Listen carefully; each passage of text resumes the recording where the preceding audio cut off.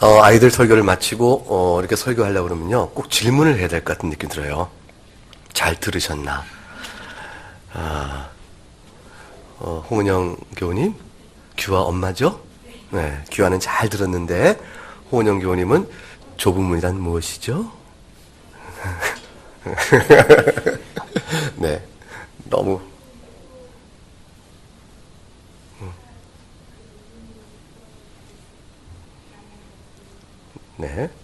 네, 훌륭한 어머니죠? 네. 이제 설교를 잘 들으시고 집에서 아이와 같이 대화를 나누세요. 오늘 목사님 설교 들었지? 엄마도 목사님 설교 들었단다? 이렇게 했는데 넌 어떻게 생각하니? 이렇게 대화를 나누셔서 아이의 신앙을 잘 세우시기 바랍니다. 주님은 좁은 문으로 들어가라고 하셨고요. 넓은 문으로 들어가지 말라 하셨어요. 도대체 좁은 문이 뭐냐 그거죠. 그리고 넓은 문이란 뭘까? 우선 좁은 문이라는 것은요, 누구나 들어가기 싫어해요.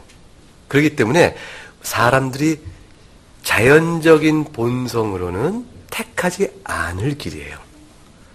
넓은 문은 누구나 다 좋아하는 일이에요. 그 말은 뭐냐면, 좋아한다는 말은 뭐냐면, 사람들이라면 누구나 다 그 길을 갈 것 같은 그게 바로 넓은 문이에요. 다시 말하면 자연적인 본성에 따라서 택하는 길은 넓은 문이 길이고, 좁은 문으로 들어가는 길은 은혜로 가는 길이에요. 아주 중요한 차이를 기억하세요. 좁은 문으로 가는 길은 뭐로 간다고 그랬습니까? 은혜로 가는 길입니다. 넓은 문은요, 사람이 자연적으로 은혜를 몰라도 은혜를 모르는데 자기 생각으로 그게 좋다라고 생각할 수밖에 없는 그런 길이 넓은 길이에요. 자, 이렇게 생각할 수 있어요. 좁은 길은 착한 사람들이 가는 길이고, 넓은 길은 죄의 정욕대로 방탕하게 사는 사람들이 가는 길이다. 이렇게 생각할 수도 있어요. 그런데 그렇게만 생각하면 조금 부족해요. 왜 부족하냐면, 좁은 문과 넓은 문으로 가는 길의 이 구별은 누가 구원에 이르는 사람입니까를 묻는 것과 맞물려 있기 때문에 그래요. 오늘 누가복음 13장에 23절 24절에 이렇게 오늘 주님의 가르침이 시작되어져요. 어떤 사람이 여짜오되 주여 구원을 받는 자가 적으니까, 이렇게 물으시니까 주님이 좁은 문으로 들어가기를 힘쓰라 그러신 거예요. 좁은 문으로 들어가는 것은 단순히 사람이 착하게 살아야겠다, 그걸 말하는 것이 아니고 훨씬 중요한 의미가 있어요. 무엇입니까? 어떻게 해야 죄 용서를 받고 구원을 받아 영생에 이를 수 있느냐, 그 길을 묻는 겁니다. 따라서 착하게 사는 것이 좁은 문이라고 말한다면 세상에 어느 종교도 다 그렇게 가르치죠. 나쁘게 살아가 가르치는 종교가 어디 있어요? 그러니까 좁은 문이라는 것은 단순히 착하게 사는 것을 뜻하는 것이 아니다. 그럼 넓은 문이라는 것은 단순히 죄 방종과 죄 방탕 가운데 사는 것만 뜻하는 것이 아니다. 넓은 문이라는 것은 자연적인 본성에 따라 사람들이 옳다라고 가는 길이라고 그랬어요. 그렇기 때문에 그 길은 하나님의 은혜를 받지 못한 상태이기 때문에 우리 안에 있는 타락하고 부패한 본성에 따라 옳다라는 생각이 나타나는 길입니다. 따라서 이 넓은 문으로 가는 길은요, 사실은 자신이 하나님 앞에서 불의하고 악함에도 불구하고 그 사실을 깨닫지 못하는 사람들이 가는 길이에요. 은혜를 받지 못하기 때문에, 은혜가 뭔지 모르기 때문에 자신이 하나님을 보실 때 악하구나, 이 분명한 실상을 깨닫지 못하고, 그걸 깨닫지 못하니까 도리어 자신이 죄인한 생각을 갖기는 고사하고 자신이 옳다, 의롭다 이런 생각을 가지고 가는 길이에요. 자기가 오히려 의롭다고 생각하고, 따라서 그렇기 때문에 나는 하나님 앞에서 구원을 받아, 이렇게 생각하는 사람들이 가는 길이 넓은 길입니다. 사람들은 많은 종교적인 노력을 합니다. 종교적인 노력을 통해서 자신이 하나님 앞에서 구원을 받는 의로운 자가 되야겠지, 이런 생각을 해요. 그런데 생각하다 보니까 마음에 탁 걸려요. 아하, 하나님의 말씀을 보니까 다 지키지 못한 것이 있네. 우리들도 오늘 예배 중에 10계명을 읽으면서 자신을 돌아볼 때 하나님 앞에서 이 계명 하나하나가 나에게 죄를 깨닫게 하는 부분들이 있단 말이죠. 그러니까 그런 것들 생각하니까 어떡하지? 이런 것들을 해결해야 내가 하나님 앞에서 영생을 얻을 텐데, 그러자 하나님 떠오르는 생각이 뭐냐면, 아하, 요 정도만 해도 되는 거라고 치자. 왜냐면 사람이 그 이상 할 수는 없으니까. 사람이 최선을 다하면 된 거 아닌가? 이 정도보다 더 많은 것을 요구하시는 하나님이 잘못된 것이지. 사람이 할 수 있는 것을 요구하셔야 맞는 거잖아. 따라서 사람이 그렇게 정리하기 시작합니다. 어느 정도 하면 최선입니까? 선생님이 말합니다. 이만큼 해라. 다른 선생님을 찾아가 봅니다. 다른 선생님, 그보다 좀 더 해야 한다. 얼마큼입니까? 최고로 많이 한다고 많은 선생님이 요구하는 만큼 다 했으면 인간으로서는 최선의 최선을 다한 것이니까 하나님도 어떻게 해야 그분이 의로운 분일까요? 인정해야 된다 생각하는 거예요. 그래서 자기 생각에 우리가 노력한 최선의 결과를 하나님이 인정하지 않으면 하나님은 나쁜 분이 되도록 신학을 만드는 거죠. 가르치는 걸 만드는 거예요. 그렇게 되게 되면 어떻습니까? 실제로 자신이 하나님 앞에서 죄인인 것을 못 보는 자가 되고 맙니다. 그러한 거룩함을 이룬 사람들이 할 수 있는 최선의 노력을 하기 위해서 많은 애씀이 있잖아요. 절제하고 노력하고 후회도 해보고 또 기도도 나름대로 해보고 뭐 여러 가지 나름대로 애를 쓸 거예요. 그러나 그 모든 것들이 결국에는 그 사람이 자신을 노력한 한계치까지의 결과이지. 그것이 하나님이 요구하시는 결과만큼 되냐 그 말이야. 이게 10,000원짜리야 그 말이야. 10,000원짜리. 그게 자동차 살 만한 가치가 없다 그 말이야. 그런데 사람이 자기만큼 해놓고 최선을 다했어요. 이 정도면 됐지 않냐? 그걸 인정하자면 하나님이 그럼 하나님을 어떻게 믿겠냐? 이렇게 생각하면 하나님을 오히려 나를 인정하지 않으면 하나님이 악한 분이다 라고 말하거나 아니면 또 하나의 위로가 있죠. 다른 사람 보니까 저 사람보다 내가 난 거예요. 그러니 구원받는 자가 한 명이라도 있으려면 그 한 명은 나이어야 되는 거예요. 왜냐하면 내가 다른 사람보다는 그래도 나았으니까.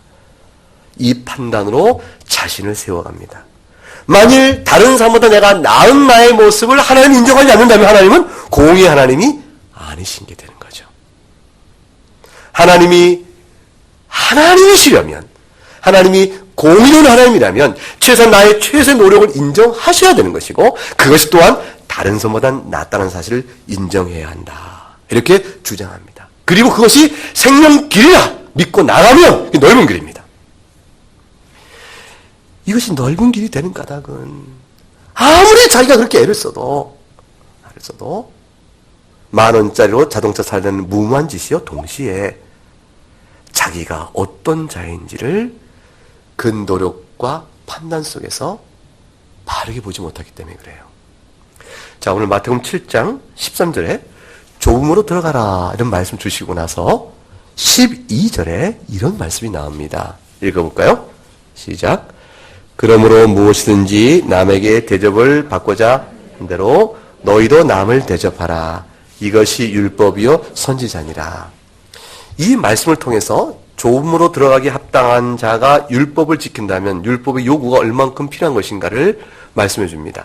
자, 넓은 길을 가고자 하느냐? 율법을 지키면서 그럼 이 정도는 지켜야 될까? 그걸 말씀하시는 거예요. 자, 그건 뭐냐면 남에게 대접을 받고자 하는데도 너희도 남을 대접해라. 이것이 율법의 선지자이니 이 이치에 따라서 이것을 이루지 못하면 어떤 율법과 계명도 지키지 못한 것이니라. 그 뜻이에요. 자, 여러분 생각해 보세요. 우리는 다 자신을 사랑합니다. 내가 나 자신을 사랑한 만큼 남을 사랑한다. 이것은 얼마나 어려운 일인지 몰라요? 그 말씀이 이웃을 어떻게 사랑하라? 자신과 같이 내 몸처럼 사랑하라. 말씀과 똑같은 뜻이에요. 그러니까 무엇이 남에게 대접을 받고자 하는데도 너희도 남을 대접하라 라는 것은 남에게 대접을 받고자 하는 그것이 다른 사람이 내가 나 자신을 사랑하는 것처럼 내가 남을 사랑하고 그래서 남이 스스로를 사랑하듯이 자신을 사랑하여 주기를 바라는 그 마음이 있다면 너희가 너희 자신을 사랑하는 것처럼 남을 사랑해야 마땅한 이 말씀의 원리 속에서 주고 있는 초점은 뭐냐면 너희가 사랑을 온전하게 할 수 있겠느냐 그 뜻이죠. 하나님께서 우리에게 사랑하라는 말씀의 사랑의 온전성과 그 내용의 수준이 무엇인지 알겠냐 그러신 거예요. 이 모든 말씀은 결국 우리에게 하나님 우리의 죄된 모습을 철저하게 드러내는 말씀이에요. 하나님 앞에서 하나님 제가 좀 사랑했습니다 라고 넉살 좋게 말할 것이 하나도 없음을 자각해 만드는 것입니다. 율법은 우리를 무거운 짐으로 누르지 우리가 짐을 내려놓을 수 있도록 하는 것이 아닙니다. 갈라디아서 3장 10절에 이렇게 기록되어 있어요. 무릇 율법 행위에 속한 자들은 저주 아래 있나니 기록된 바 누구든지 율법책에 기록된 대로 모든 일을 항상 행하지 아니하는 자는 저주 아래 있는 자라 하였습니다. 오늘 계명도 온전히 지킬 수 없음을 오늘 12절의 말씀대로 남에게 대접을 받고자 한다도 너희도 남을 대접하라는 말씀에 비추어 내가 어느 계명 하나도 온전히 지킬 수 없음을 깨달을 뿐만 아니라 그 모든 계명을 다 지켜야 하나님이 요구하시는 의에 이른다고 말씀하시니 그렇지 못하면 저주 아래 있는 자라 했으니 이 말씀이 주고 있는 무거운 짐을 감당할 자가 있냐 그 말이에요. 저주 아래 있는 자의 말의 뜻은 거룩한 하나님 앞에 선자의 두려움을 생각해 보세요. 오늘 우리가 구약 성경 읽기를 했을 때 우리가 출애굽기 19장에서 하나님께서 모세를 불러 신의 산을 불러 올리십니다. 모세를 부르시고 말씀하시기를 내려가서 백성에게 경고하라고 하세요. 백성이 자칫 밀고 들어오면 죽음을 당할 것이라 그러셨어요. 왜 그러시냐면 내가 거룩한 산에 있고 이 산은 거룩하니 백성이 들어오지 못하느니라. 제사장들과 백성에게는 경계를 넘어 나 여기로 올라오지 못하게 하라. 내가 그들을 칠까 하노라 했습니다. 하나님의 거룩한 빛 가운데 그 존엄 가운데 나간다는 것은 죄인에게는 죽음입니다. 살아계신 거룩한 하나님 앞에 나가는 것에 대한 두려움에 대해서 히브리서는 그는 소멸하는 불이라 두려울진저라고 말했습니다. 세상이 넓은 길을 가는 사람들은 하나님을 아주 가볍게 여겨요. 하나님의 크심과 거룩하심에 대해서 생각을 잘 안 합니다. 그 결과 자신이 지은 행실을 스스로 판단하여 나를 인정하지 아니하면 하나님이 불의하신 분이요. 다른 사람에 비해서 내가 옳다면 인정 아니면 하나님이 공의롭지 못하다는 사실로 자신을 강변하며 부패성을 못 보는 겁니다. 넓은 길을 가고자 하는 사람의 문제점은 무엇보다도 자신의 부패성을 바르게 보지 못한다는 사실이 있어요. 마태복음 12장 34절에 예수님께서 이렇게 말씀하셨습니다. 독사의 자식들아 너희는 악하니 어떻게 선한 말을 할 수 있느냐. 이는 마음에 가득한 것을 입으로 말함이라 그랬습니다. 마태복음 15장 18절과 19절 말씀 찾아보시겠어요? 마태복음 15장 18절과 19절 말씀에 읽어보면 입에서 나오는 것들은 마음에서 나오나니 이것이야말로 사람을 더럽게 하느니라.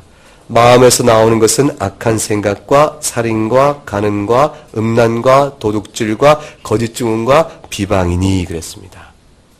이 모든 말씀을 통해서 인간의 철저한 악한 본성과 부패성을 주님이 그대로 지적합니다. 그러니까 자신이 약간의 도덕적 행실로 자신이 의로운 자라 아무리 가리운다 할지라도 마음의 속생각의 영혼 중심 좌소 안에 있는 이 악한 생각, 살인, 간음, 음란, 도둑질, 거짓 증언을 비방을 피할 길이 없는 것입니다. 넓은 길을 가고 있는 사람은 이런 부패성을 하나님 앞에 정확히 모르니까 착각하고 있는 게 뭐냐면 자신의 능력이에요. 자신이 하나님 앞에서 어떠한 자인가를 모르고 자신의 능력을 과시하는 겁니다. 착각에 빠진 것이죠. 주님께서는 무능력하다 말한 것이거든요. 왜냐하면 하나님께서 요구하시는 율법의 의는 뭐라고 그랬어요? 남에게 대접을 받고자 하는 대로 너희가 남을 대접하라는 말씀 속에 들어있는 것처럼 근본적으로 우리가 영혼 자체가 내적으로 변화를 겪지 아니하면 율법의 의를 이룰 수가 없습니다. 율법의 의의 완전성이라는 것은 노력해서 된다는 양의 개념이나 그런 것이 아니고 정도의 차이가 아니고요. 원리적으로 차원을 달리하는 것이에요. 하나님 앞에서 하나님을 전적으로 사랑하는 마음으로 나가고 마음과 뜻과 힘을 다하여 하나님만을 사랑하고 하나님만이 만물의 주인이시오 우리 생명의 참된 주인이심을 진정으로 고백하는 것이죠. 창조주 앞에 피조물로서 구원주 앞에 용서받은 자로 서면서 하나님을 전적으로 사랑하는 것 외에는 하나님의 계명을 지킬 다른 방법이 없는 내면 안에서 영혼의 질적 성격이 있는 겁니다. 그 상태적 성격이 있는 것이죠. 이러한 하나님의 율법의 순종에 대한 요구를 인간 스스로 이룰 수 없음을 불구하고 자기가 할 수 있다고 생각하는 데에 넓은 길로 가는 사람의 치명적인 문제가 있습니다. 본성상 악한 사람이 결코 좋은 열매를 맺을 수 없습니다. 주님은 뭐라고 하셨냐면 나무가 좋아야 열매가 좋다 그랬습니다. 그러니까 나무가 나쁜데 좋은 열매 맺는 경우는 없다라는 겁니다. 타락한 자연적 본성 가진 인간이 율법을 순종하여 좋은 열매를 맺는 일은 근본적으로 불가능하다는 말씀이죠. 예레미야 13장 23절에 그 유명한 말씀이 이렇게 나옵니다. 구스인이 그의 피부를 표범이 그의 반점을 변하게 할 수 있느냐 그랬어요. 할 수 있을진데 악에 익숙한 너희도 선을 행할 수 있습니다. 불가능하다는 얘기죠.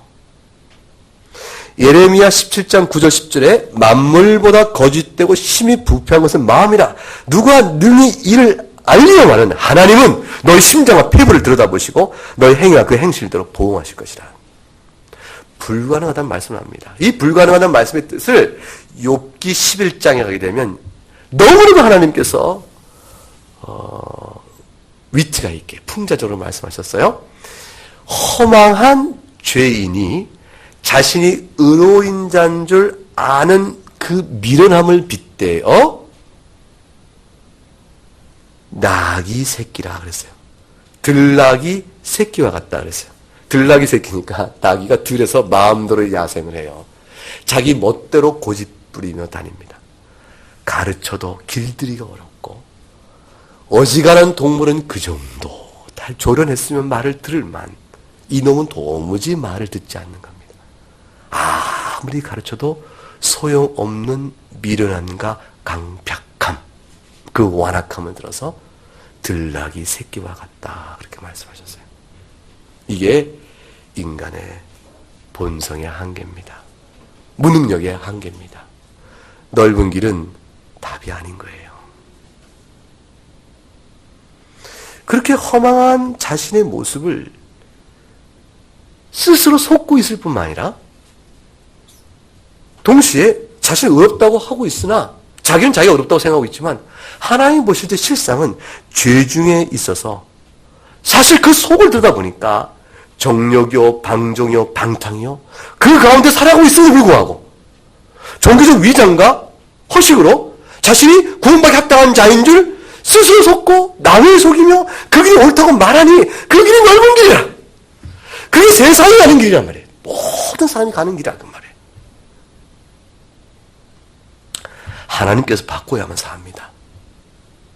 시편 51편에 다윗이 죄를 짓고 고백하기를 하나님 내 속에 정한 마음을 창조하시고 내게 정직한 영을 새롭게 하여 주옵소서.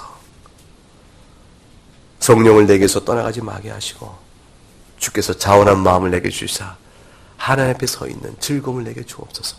전적인 하나님의 도우심만 의지하며 엎드립니다. 하나님만이 우리의 돌 같은 마음을 부드럽게 해줄 수 있는 거예요.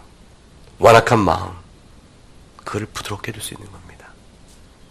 바위돌같이 단단한 마음에 겉가죽을 찢고 들어가 그 속까지 아기살처럼 순하게 만드시는 것은 성령 하나님의 은혜요 하나의 도움뿐입니다. 그러니 좁은 문이라는 것은 그와 사뭇 반대가 되는 일이죠. 좁음으로 들어가는 사람이라는 것은 인간의 부패성과 무능력을 철저히 깨닫는 겁니다. 그리고 하나님께서 나를 새롭게 해줘야만, 그리스도께서 나를 용서해 주셔야만 내가 살 수 있다 라고 생각하며 자신이 가질 수 있는 어떤 의와 자랑도 다 허탄한 것을 내버리는 겁니다. 배설물로 여기는 것이죠. 사도 바울이 율법의 의에 대한 자기 착각을 전부 착각이 되고 쓰레기통으로 버려버렸어요. 바울이 말하잖아요. 내가 히브리인 중에 히브리인이요. 바리새인 중에 바리새인이요. 내가 율법의 의로는 누구보다 못자는 사람이었다고 말하지만 그 모든 것을 내가 배설물이요 쓰레기로 쳐버린 까닭은 뭐냐면 하나님을 바라보기 시작한 거예요. 하나님의 거룩 앞에서 어떠한 걸 필요해서 깨닫게 되어지니까 붙들고 있었던 모든 율법의 의의가 이게 죽음의 길밖에 안 되는 것이라. 지푸라기를 건지고 물에 빠져 살 줄 아는 것이죠. 자, 배에 탔어요. 그 사람에게 하나씩 줍니다. 지푸라기 하나씩 딱 줍니다. 그거 붙들고 있으면 배가 난파를 당해도 여러분 살 것입니다. 지푸라기 하나 들고 물에 빠진 사람이 살 수 있습니까? 거짓이에요. 근데 지푸라기 들고 배가 침몰한 나는 살 수 있을 거야. 이 지푸라기 나를 건져줄 수 있을 것이야. 생각하는 건 똑같은 어리석음이라. 버려버린 겁니다. 그리고 그리스도 십자가를 붙든 거죠. 십자가는 커다란 뗏목 같아서 나를 넉넉히 물에서 건져주는 것이죠. 바울이 깨달은 겁니다. 그 모든 걸 통해서 우리의 율법의 의라는 것은 나의 부패와 무능력으로 인한 죄의 심판 가운데서 나를 건져낼 힘이 없다는 걸 알게 된 것이죠. 부력을 받아낼 수가 없는 거예요. 오직 십자가만이 나의 죄짐과 부패성과 그로 인한 하나님의 심판에 쫓아서 나를 훅 들어올릴 수 있는 유일한 힘이요 능력이라는 사실을 알게 된 겁니다. 그래서 좁은 길로 가는 사람은 자신의 죄성을 깨닫고 그 십자가 앞에 엎드리기 때문에 예수님께서 산상수훈에서 이르시기를 그에게 하나님 나라가 있다 했으니 그런 자가 바로 심령이 가난한 자인 것입니다. 그런 자가 바로 애통하는 자인 것입니다. 그런 자가 바로 의에 줄이고 목마른 자인 것입니다. 그러니까 주님이 이 땅에 의를 부러운 것이 아니라 누구를 부러웠다고 말씀하셨습니까? 죄인을 부러웠다 하셨어요. 자신이 의인 인정 안 하는 사람을 부르는 것이 아니요. 자신이 죄인이요. 그래서 가난하고 애통하고 의에 줄이고 목마른 사람을 부러웠다 그러신 거예요.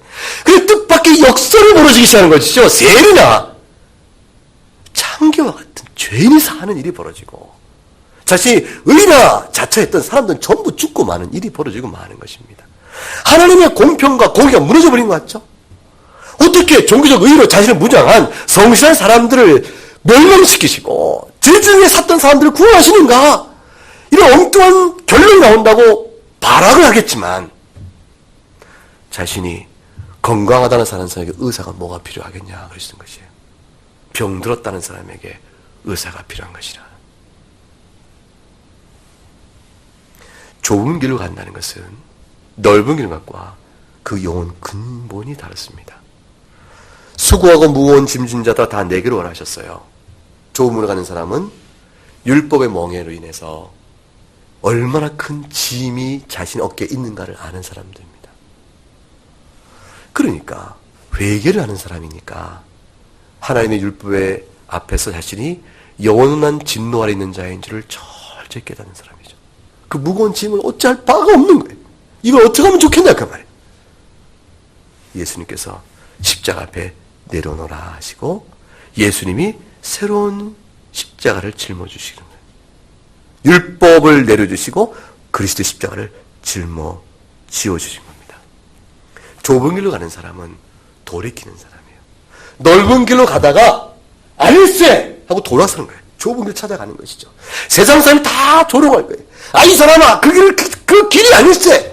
아니야, 더 길이 생명이야. 아니라고 보라. 이렇게 많은 사람들이 다 틀렸단 말인가? 이 세상 사람들이 봐, 평탄하잖아. 이 길이 맞지? 아니야, 그 길이 아니야. 돌아서야 됩니다. 돌아설 때 하나님을 향해 돌아서는 거예요.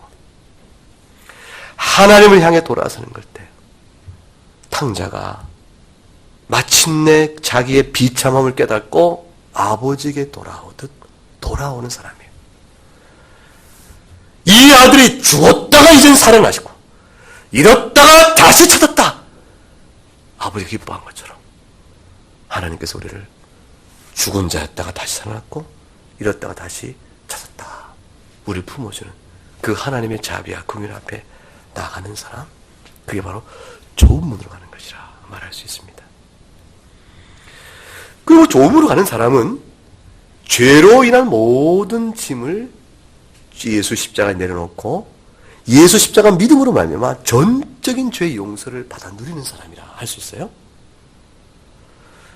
좁음으로 가는 사람은 뿐만 아니라 넓은 길을 가다가 좁은 길을 돌아섰다는 것은 죄의 정욕대로 방종하게 살던 삶을 이제 그치고 하나님의 교훈을 기뻐하며 하나님의 자녀로 살고자 하는 사람이라고 말할 수 있어요.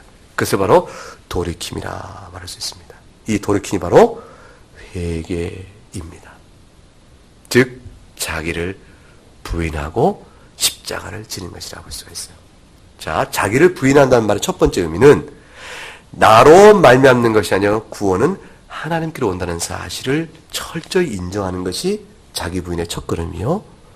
두 번째, 자기 십자가를 진다는 것은 예수님이 짊어지죠 십자가예요. 내가 스스로 죄성을 가지고 율법을 짊어지면서 고통 속에 있는 게 자기 십자가가 아니고 용서받은 자예요. 십자가 안에 모든 율법의 짐을 내려놨기 때문에 이 용서받은 자로서 주님이 짊어진 멍에요. 주님이 맡겨준 십자가니 그 십자가는 뭐냐면 하나님의 자녀로 살아가는 행복이에요. 하나님의 자녀로 살아가는 하나님의 말씀 가운데 성령의 능력으로 살아가는 경건 생활이 주님이 짊어진 십자가예요.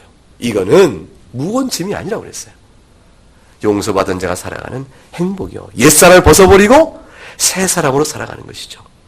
육신의 정욕을 십자가에 못 박아 버리고 마귀의 계획을 대적하고 성령을 따라 살아가는 삶이죠. 우리의 모든 마음과 생각을 의의 병기로 사용하는 것이라 말할 수 있습니다. 좁은 길로 가는 사람은 자기 의를 부인하고 십자가를 주님 맡긴 십자가를 짓고 성령을 따라 살아가는 사람이라 할 수 있습니다. 예수 믿는다고 하면서 자기가 죄인인 걸 고백하고 예수 그리스도만이 나의 생명이라고 고백도 하고 그리고 그렇게 용서받은 자로 예수님 짊어진 십자가 지고 경건하게 살아야 한다고도 얘기하고 그렇게 하면서도 그 마음 중심 깊은 곳에 자기 능력으로 그 일을 하는 것처럼 생각하는 사람이 있다면 그 사람은 아직도 넓은 길을 가고 있는 사람이에요. 죄 용서를 받기를 기뻐하고 경건 생활을 살아가기를 애쓰나 이 모든 일이 처음부터 끝까지 나로서는 할 수 없고 하나님의 능력 주시만 할 수 있음에 안아서 경건 생활이라는 것이 하나님께서 도와주세요. 하나님이 저를 사랑하셔서 능력을 주시면 제가 순종할 수 있겠습니다. 라고 말하고 성령의 은혜를 구하는 것이요. 그 자기 자신은 실패잖아. 십자가를 용서받은 것에 대한 새로운 회복을 감사하면서 오직 처음부터 은혜요. 궁극적 종점도 은혜라. 은혜로부터 은혜로 시작하는 것이요. 하나님이 그으로부터 그을이요. 십자가부터 십자가로 끝나는 것이 이게 예수 믿는 사람의 참된 경건인 것이지. 믿을 때는 은혜를 얘기했다가 믿고 난 다음에는 경건 생활 속에서의 자기의 의나 자기의 능력이나 자기 열심이 슬그머니 작용하게 되어지면 그것은 예수 믿었다가 다시 넓은 길로 간 사람과 똑같다 볼 수가 있습니다. 넓은 길은 어떻게든지 자기의 근거를 두는 것이요. 좁은 길인 것은 전부 십자가에 매달려 자기의 근거를 부인하고 나가는 것이 좁은 길인 것입니다. 좁은 문 좁은 길로 나가지 아니하고 넓은 길로 가게 되면 결국이 어떻게 될까요? 오늘 본문 마태복음 7장 13절에 보게 되면 그 결국에 대해서 이렇게 설명했죠. 읽어볼까요? 마태복음 7장 13절. 좁은 문으로 들어가라. 멸망으로 인도하는 문은 크고 극이 넓어 그리고 들어가는 자가 많고. 넓은 길로 가면 결국이 어떻게 된다고 말씀하셨어요? 어디로 들어간다고 되어 있죠? 넓은 길은 멸망입니다. 사랑하는 교우 여러분, 이 멸망은 그냥 지나갈 말이 아니에요. 게헨나라고 주님께서 말씀하신 용광로요 풀무불이죠. 마귀와 짐승과 거짓 선지자, 흉악한 자들 위하여 예비한 영원한 심판의 자리, 그것이 바로 멸망입니다. 이 멸망은 영원히 타오르고 끌 수 없는 불 속에 던져지는 것이요. 그 불 속에서 죽지 않는 벌레가 계속 갉아먹는 것이요. 그래서 그것은 하나님의 자비와 그 을이 단 한순간, 단 한 정도 미치지 못하는 곳이기 때문에 가장 바깥에 어두운 데라 이렇게 설명되어 있어요. 그리고 예수 그리스도의 혼인잔치에서 완전히 벗어난 것이요.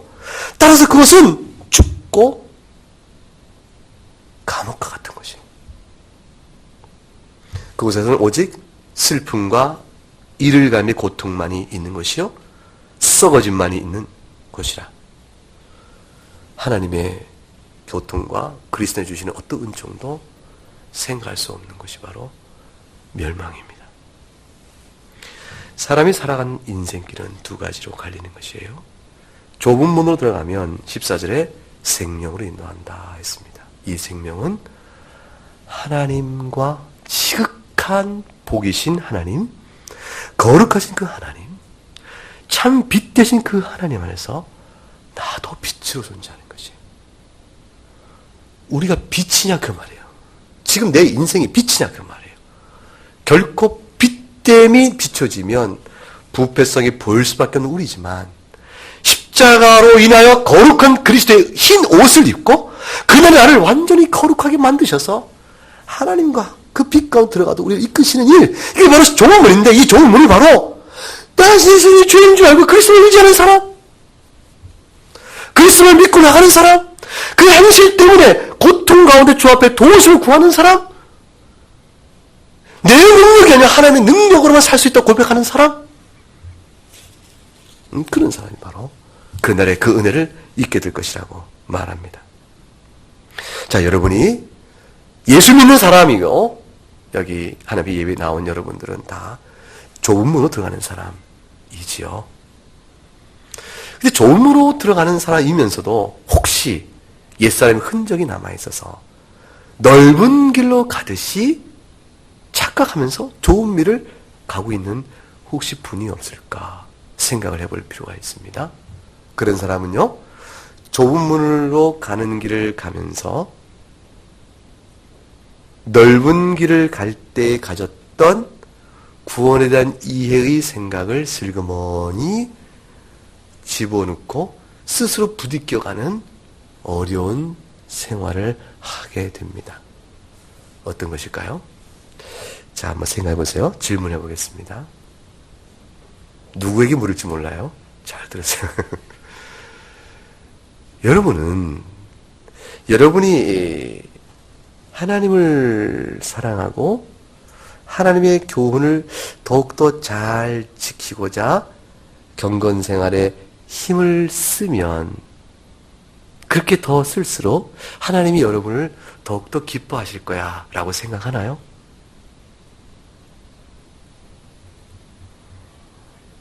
네, 윤성문, 남성문 교우님 그렇게 생각하십니까? 자신 있게요? 네, 그렇게 생각하시군요. 네. 그러면 이렇게 질문을 바꿔보죠. 남성문 교우님이 만일 하나님의 교훈 앞에서 머뭇거리고 불순종하고 그리고 하나님의 교훈에서 멀어지면 하나님께서 근심하실까요? 더욱더 이전보다? 네. 어떻게 생각하십니까? 지금까지 대답을 잘 하셨어요. 신자가 하나님을 더욱더 사랑하고 그의 교훈을 지키기 위한 경건에 힘써가면 하나님이 나를 기뻐하실 것이다 라고 마음 먹는, 생각하는 것은 옳은 생각이에요. 신자가 경건 생활을 해나갈 때 하나님 나를 기뻐하실 것이라 이 생각하는 그 바람이 우리 마음에 있어야 해요. 그 실제로 성경에 주께서 너희의 행실을 미워하신다 하는 것과 너희의 착한 행실을 기뻐하신다는 것은 성경의 명백한 교훈이기 때문에 그렇습니다. 그런데 이것은 좁은 길을 걸어가는 사람이 세상이 볼 땐 협착하다 하지만 그 협착한 길을 걸어갈 수 있는 신앙적인 동력이요, 힘이요, 위로가 되는 건 뭐냐면 주의 말씀 앞에서 내가 바로 설고자 그 주의 말씀을 사랑하고 나가는 것을 하나님이 기뻐하신다라는 사실을 내가 믿고 확신하기 때문에 하나님 절대로 변개치 않게 하시는 거예요. 내가 말씀을 사랑하고 주님을 사랑하는 나의 신앙의 태도를 하나님 나중에 아니야 내가 너를 인정하지 않아 이렇게 말씀하지 않으신다는 것이죠.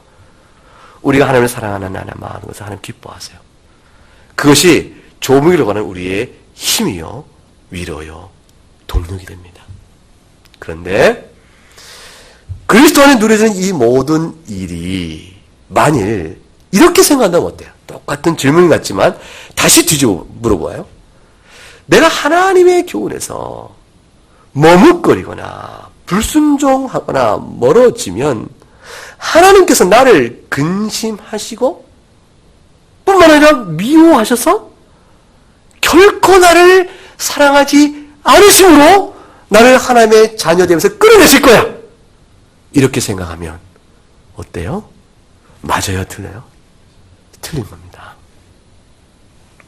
이 말은 뒤집어 다시 내가 하나님의 계명을 순종하고 하나님께 기쁨을 얻기 위해서 하나님의 고임을 얻기 위해서 이처럼 내가 애를 쓰는 일이 있는데 이 일로 인하여 하나님께서 나를 사랑하실 것이고 그렇기 때문에 다른 사람은 몰라도 나만은 구원을 받을 것이야. 이렇게 생각한다면 생각이 어떻게 된 걸까요? 잘못된 생각이에요. 여기에 비슷해 보이지만 넓은 길과 좁은 길이 갈라지는 위태로운 경계선입니다. 성도가 하나님을 사랑하고 내가 하나님을 사랑하는 것을 하나님께서 나를 기뻐하실 거라는 걸 아는 것, 이것은 성도와 하나님께 받는 교훈 안에 들어있는 약속이에요. 그리고 하나님 그것을 행할 수 있도록 성령께서 우리 안에 능력을 주세요. 그리고 하나님께서 우리가 행할 수 있도록 막 도우시고 행하도록 우리 마음을 바꿔주시고 그래서 내가 하나님의 마음의 교훈에 순종해 살아가면 하나님 너무 기뻐하시는 거예요. 그리고 우리를 위로하시고 격려하세요. 그렇게 열심히. 이것이 성도가 구원받은 이후에 자식 예수님의 십자가로 말미암아 믿음을 의롭다함을 받았다 하는 자에게서 필연적으로 드러나는 성령의 역사요, 그것이 열매요, 이것이 바로 성화의 모습이 왜 의롭다함과 분리될 수 없는가에 대한 이유입니다. 그런데 이것이 잘못되어지면 신자라 하면서도 내가 이렇게 사니 구원받은 자가 아닐 것이다 라는 자기 결론을 갖게 되어지고 뒤집어서 내가 이렇게 산즉 구원받은 자일 수밖에 없다라는 자기의의 근거를 갖게 되는 사람들이 있으면 이것은 사실은 넓은 길로 가는 사람인 거예요. 우리가 좁은 길로 가는 것은 딱 한 가지 이유 때문입니다. 하나님 먼저 우리를 사랑할 그 길로 불러내시기 때문에 그런 것이에요. 성경을 찾아보겠습니다. 요한일서, 아까 우리 성경 읽기 했던 부분인데 4장 16절과 19절 말씀입니다. 요한일서 4장 16절과 19절 말씀 우리 한 절씩 나누어 읽습니다. 끝절은 같이 읽어요. 하나님이 우리를 사랑하시는 사랑을 우리가 알고 믿었노니 하나님은 사랑이시라. 사랑 안에 거하는 자는 하나님 안에 거하고 하나님도 그의 안에 거하시느니라.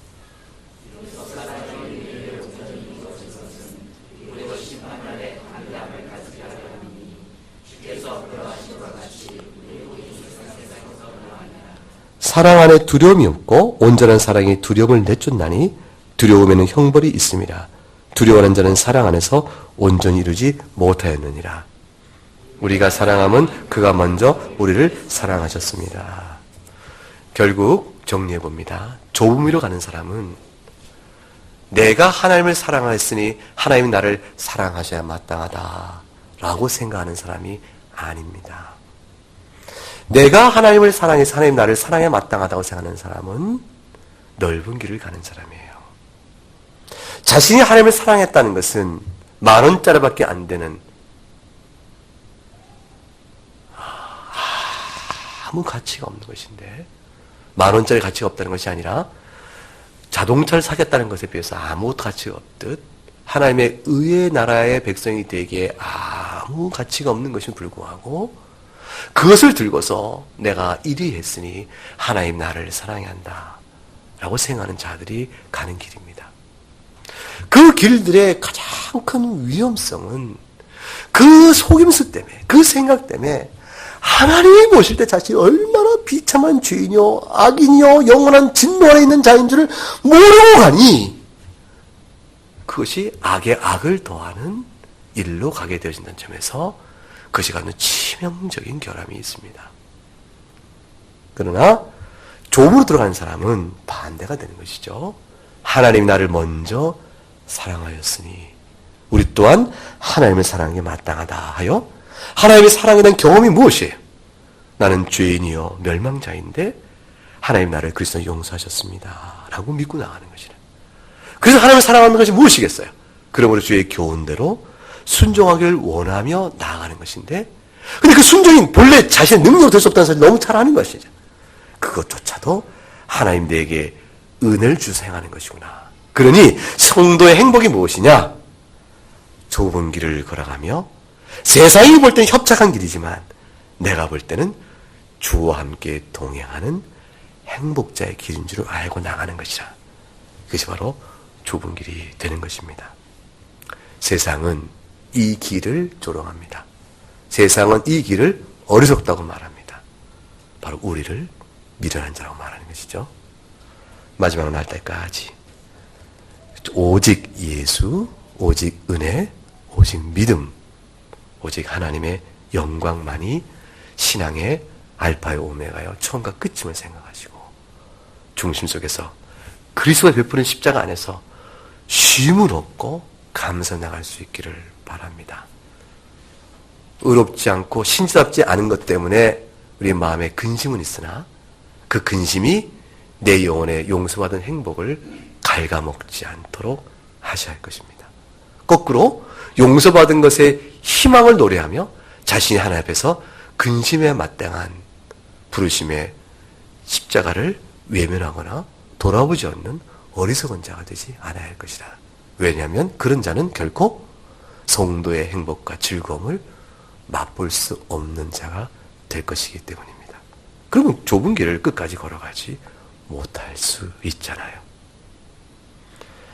함께 찬송하겠습니다.